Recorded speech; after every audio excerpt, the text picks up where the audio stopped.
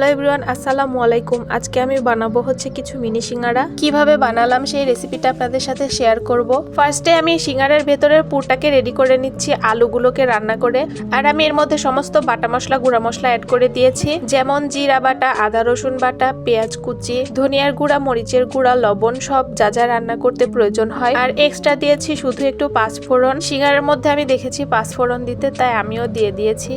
যারা পাঁচফোড়নের গন্ধ পছন্দ করেন না তারা স্কিপ করতে পারেন, কিন্তু আমার পাঁচফোড়নের স্মেলটা ভালো লাগে জন্য আমি অ্যাড করেছি। এবার আমি এই রুটিটা বেলে মাঝখান দিয়ে কেটে 4টা ভাগ করে নিয়েছি। তারপর এর মধ্যে পুরটা দিয়ে ঠিক এরকম সাইজের হবে। আমি বাজারের মতো ওরকম করতে পারছিলাম না, তাই যেমন তেমন ভাবেই করে নিচ্ছিলাম। কিছুটা দেখতে সমোচার মতো লাগছে, আপনারা আবার কেউ ব্যাড কমেন্ট করবেন না। পারি না তো কি হয়েছে, একদিন না একদিন চেষ্টা করতে করতে ঠিকই হয়ে যাবে। চেষ্টা করতে তো আর সমস্যা নেই। এভাবে আমি কয়েকটা শেপের বানিয়ে নিয়েছি।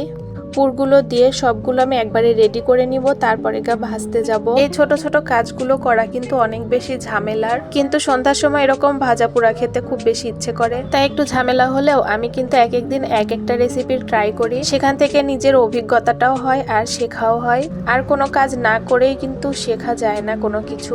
যখন আমি কাজটা শুরু করলাম তখনই কিন্তু কারেন্ট চলে যায়, সেজন্য আটার ডোটা কিভাবে তৈরি করেছি সেটার ভিডিও করা হয়নি। আর কাজ করতে যতটা না সময় লাগে, ভিডিও করতে কিন্তু তার থেকেও বেশি সময় লাগে। এটা যারা করে তারাই বুঝতে পারবে, কারণ কতটা ধৈর্য আর কতটা পরিশ্রমের বিষয়। তো সবগুলোই বানানো শেষ, এবার চলে যাচ্ছি ভাজতে গিয়ে তো প্রথমে গরম তেলের মধ্যে আমার হাতটাই ডুবিয়ে দিয়েছিলাম। ভাজার সময় এমন সুন্দর একটা স্মেল বের হচ্ছিল, যেমন দোকানে ভাজে আর অনেক দূর থেকে স্মেল পাওয়া যায়, তেমনই একটা স্মেল আসছিল। আমার ছেলেটাও পড়তে পড়তে এসে বলছে, আম্মু এত সুন্দর একটা স্মেল কোত্থেকে আসছে, কি রেসিপি বানাচ্ছ? আমার ছেলেটা তো দেখে মহা খুশি, কারণ সেও এরকম ভাজা পোড়া খেতে আমার মতো অনেক বেশি পছন্দ করে। কিন্তু ওকে খুব একটা দেই না, কারণ ভাজা পোড়া খাওয়া বাচ্চাদের স্বাস্থ্যের পক্ষে অনেক বেশি ক্ষতিকর। একদম কড়া কড়া করে ভাজতে হবে, লাল লাল করে। এই তো সেরকম ভাবে ভেজে আমি উঠিয়ে নিচ্ছি। ভাজাটা যত করা হবে ততই মচমচা লাগবে খেতে। আর কিছুক্ষণ পরে ঝমঝম করে বৃষ্টি নামলো, কারেন্টটাও নেই, আর আমরা মা ছেলে দাঁড়িয়ে এখানে অকাজ করছি। শুধুমাত্র ফোনের ফ্ল্যাশ লাইট জ্বালিয়ে আমরা সিঙ্গারাগুলোকে ভেজে নিলাম, সেজন্যই ভিডিওর লাইটিংটা অত বেশি ভালো আসেনি,